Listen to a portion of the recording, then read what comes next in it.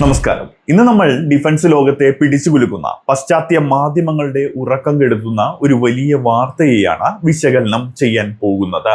തലക്കെട്ടിതാണ്: Indian സാങ്കേതിക വിദ്യ ഉപയോഗിച്ചുള്ള Russian Su-57 യുദ്ധവിമാനം അമേരിക്കയുടെ അഭിമാനമായിട്ടുള്ള F-35 മലർത്തിയടിക്കുമോ? ഇതൊരു വെറും ചോദ്യമല്ല. പ്രശസ്തമായ അമേരിക്കൻ മിലിറ്ററി വാച്ച് മാഗസിൻ ഉൾപ്പെടെയുള്ള അന്താരാഷ്ട്ര മാധ്യമങ്ങൾ വളരെ ഗൗരവത്തോടെയാണ് ഈ വിഷയത്തെ കാണുന്നത്.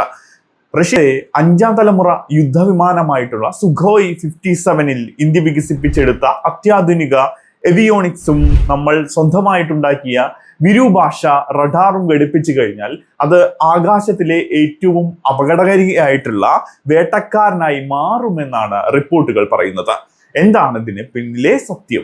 എന്തുകൊണ്ടാണ് റഷ്യൻ പൈലറ്റുമാർ അവർ പോലും പറയുന്നത് ഇന്ത്യൻ ടെക്നോളജിയിൽ കാര്യങ്ങൾ വന്നു കഴിഞ്ഞാൽ കളി മാറുമെന്ന്? നമ്മൾ സ്വന്തമായിട്ട് വികസിപ്പിച്ചെടുത്ത ആ അത്ഭുത സാങ്കേതിക വിദ്യ എന്താണ്? എന്തായാലും നമുക്ക് ഓരോ വശവും കൃത്യമായിട്ട് പരിശോധിക്കാം. അത് നമുക്ക് കാര്യങ്ങളുടെ പശ്ചാത്തലം ഒന്ന് നോക്കാം. കുറച്ച് നാളുകളായിട്ട് റഷ്യയും ഇന്ത്യയും തമ്മിൽ ഈ വിമാനത്തെ ചൊല്ലി ചർച്ചകൾ നടക്കുന്നുണ്ട്.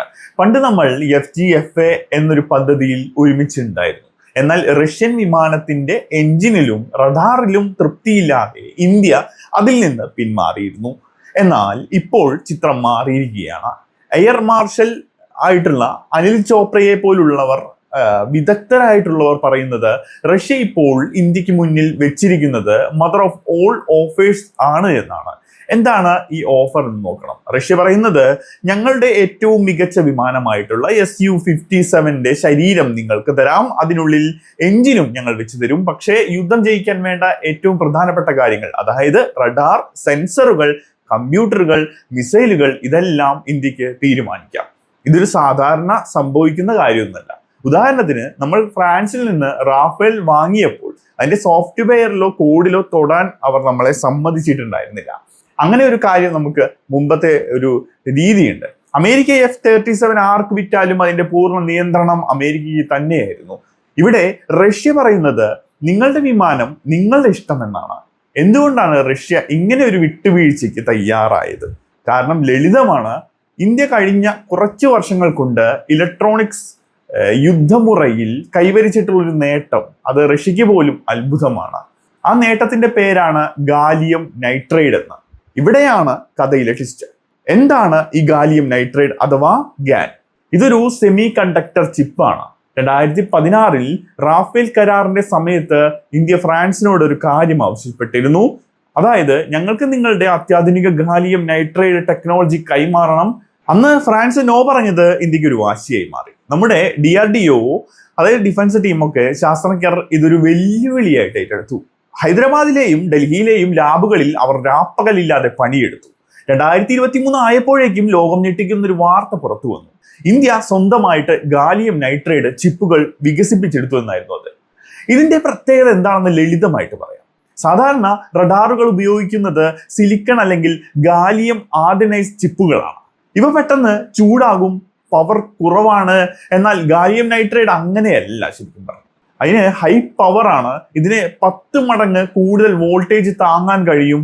ഹീറ്റ് റെസിസ്റ്റൻസി, ഇത് പെട്ടെന്ന് ഒരിക്കലും ചൂടാവില്ല എന്നുള്ളതാണ്. എഫിഷ്യൻസി കുറഞ്ഞ സ്ഥലത്ത് കൂടുതൽ പവറിലൂടെ നമുക്ക് കാണിക്കാൻ പറ്റും. ഇതുകൊണ്ട് എന്താണ് ഗുണം? പഴയ റഡാർ വെച്ചുകൊണ്ട് 100 കിലോമീറ്റർ അകലെയുള്ള ശത്രുവിനെ മാത്രമേ കാണാൻ കഴിയൂവെങ്കിൽ ഈ പുതിയ ചിപ്പ് വെച്ചുള്ള റഡാർ 200 കിലോമീറ്റർ അകലെയുള്ള ചെറിയൊരു ഡ്രോണിനെ പോലും കണ്ടെത്താൻ സാധിക്കും. ഇന്ന് ലോകത്ത് വിരലിലെണ്ണാവുന്ന രാജ്യങ്ങൾക്ക്, അതായത് അമേരിക്ക, ചൈന, ഫ്രാൻസ് തുടങ്ങിയവയ്ക്ക് മാത്രമേ ഈ കഴിവുള്ളൂ. ഈ എലൈറ്റ് ക്ലബിനെയൊക്കെയാണ് ഇന്ത്യ ഇപ്പോൾ കയറി പറ്റിയത് എന്നത് വലിയൊരു അത്ഭുതമാണ്. ഇനി നമുക്ക് നമ്മുടെ പ്രിയപ്പെട്ട താരത്തെ തന്നെ പരിചയപ്പെടാം. വിരൂഭാഷ. പരമശിവന്റെ 3ാം കണ്ണ് പോലെ ഒന്നും ഒളിക്കാൻ പറ്റാത്ത റഡാറാണ് ഇത്.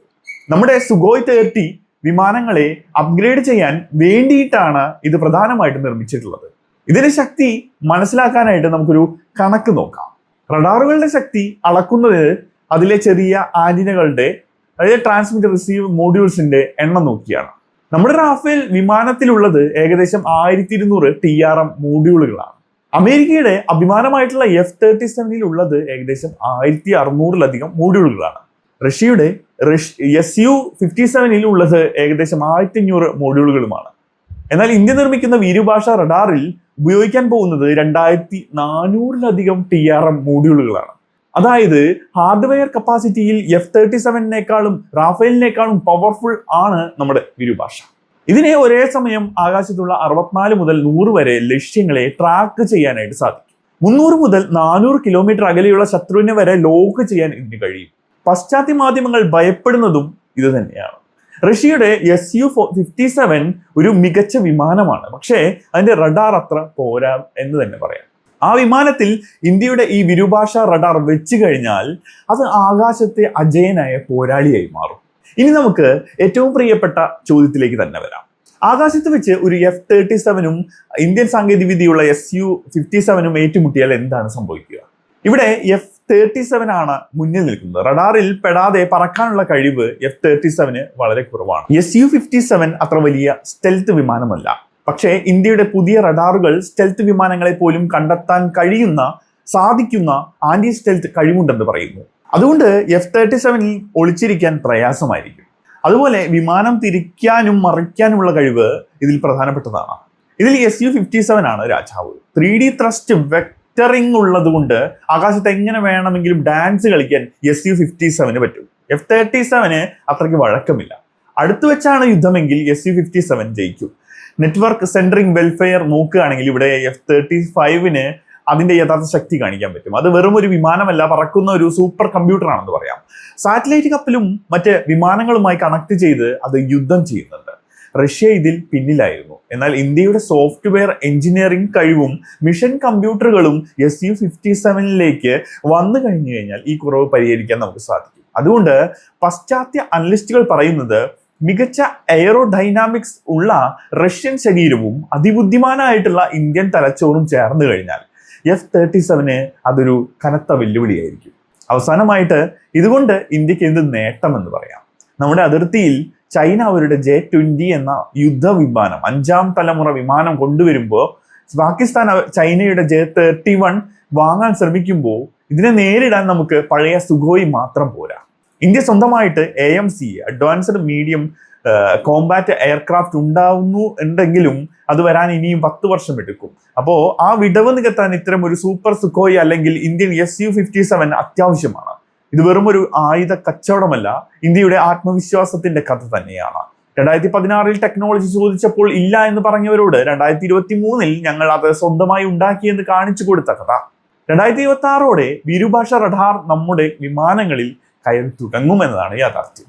അന്ന് ഇന്ത്യൻ വ്യോമസേനയുടെ കരുത്ത് 10 മടങ്ങ് വർദ്ധിക്കും. ഈ അനാലിസിസ് നിങ്ങൾക്ക് ഇഷ്ടമായെങ്കിൽ തീർച്ചയായിട്ടും ലൈക്ക് ചെയ്യുക, ഷെയർ ചെയ്യുക, നിങ്ങളുടെ അഭിപ്രായങ്ങൾ കമന്റ് ആയിട്ട് രേഖപ്പെടുത്തുക, സബ്സ്ക്രൈബ് ചെയ്യുക, ബെൽ ബട്ടൺ എനേബിൾ ചെയ്യുക. എന്നാലാണ് ഞങ്ങൾ അപ്ലോഡ് ചെയ്യുന്ന പുതിയ വീഡിയോസ് നിങ്ങൾക്ക് എത്തൂ. നന്ദി, ജയ് ഹിന്ദ്. മറ്റൊരു വീഡിയോയിലൂടെ കാണാം.